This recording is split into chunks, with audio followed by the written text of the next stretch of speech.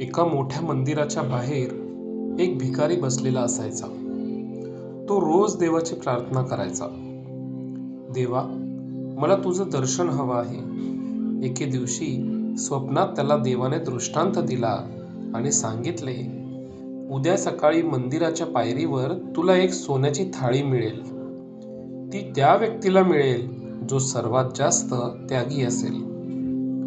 दुसऱ्या दिवशी सकाळी खरंच मंदिराच्या पायरीवर एक झळाळणारी सोन्याची थाळी प्रकट झाली. त्यावर लिहिले होते, सर्वात मोठ्या त्याग करणाऱ्यासाठी भेट.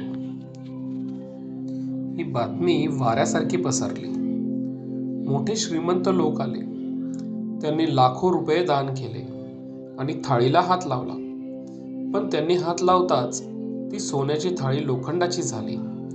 अनेक विद्वान, पंडित आणि तपस्वी आले, पण प्रत्येकाच्या स्पर्शाने थाळी काळी पडू लागली. सर्वांना वाटले की आपणच मोठे त्यागी आहोत, पण थाळीने कोणालाच स्वीकारले नाही. शेवटी तोच गरीब भिकारी तिथे आला.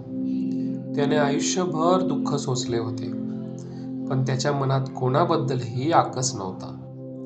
त्याने थाळीकडे पाहिले आणि विचार केला, मी तर काहीच दान केले नाही. मी या योग्य नाही. तो तिथे बसलेल्या एका दुसऱ्या आजारी कुत्र्याला स्वतःच्या वाट्याची शेवटची भाकरी भरावू लागला.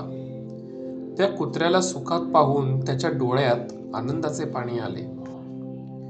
जेव्हा तो भिकारी चुकून त्या थाळीला टेकून बसला, तेव्हा ती थाळी अधिकच तेजस्वी चमकू लागली. उपस्थित लोक थक्क झाले. त्यांनी विचारले, तू असं काय दान केलंस? भिकारी नम्रपणे म्हणाला, मी काहीच दान केले नाही. माझ्याकडे द्यायला काहीच नाही.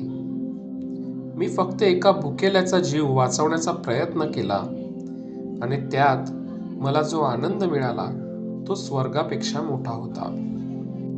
अध्यात्म सांगते की खरा त्याग वस्तूंचा नसून अहंकाराचा असतो. जेव्हा आपण मी काहीतरी करतोय हा भाव सोडतो आणि निस्वार्थ भावनेने दुसऱ्याची सेवा करतो, तेव्हाच आपण ईश्वराच्या जवळ जातो. मित्रांनो, आध्यात्मिक कथा कशी वाटली हे कमेंटमधून नक्की कळवा. धन्यवाद.